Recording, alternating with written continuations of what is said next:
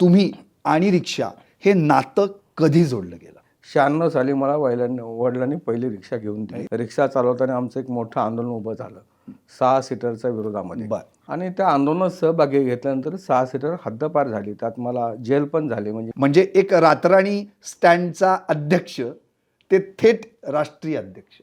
रिक्षा stand अध्यक्ष ते राष्ट्रीय अध्यक्ष असा जो प्रवास आपण म्हणतो तो खरंच आहे. राष्ट्रीय स्तरावरचं काम पाहायचंय आणि पुन्हा एकदा ही पण कामं पाहिजेत.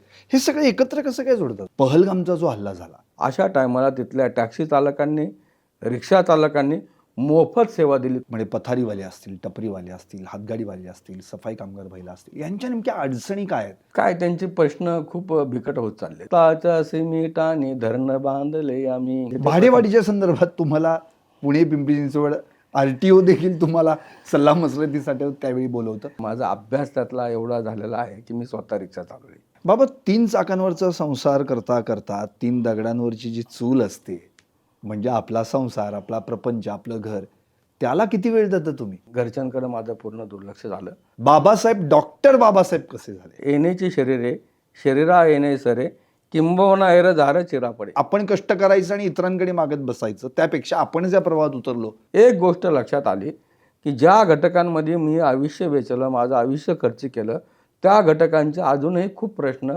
प्रलंबित आहेत. ते जर का सोडवायचे असतील तर आपल्याला राजकीय दृष्ट्या निर्णय घेतला पाहिजे. पण तुम्ही पाठिंबाचा फॉर्म पण भरला होता की आमदारकीचा? मी फॉर्म पण भरला होता. मला तिकीट नाही दिलं, मी अपक्ष फॉर्म भरला.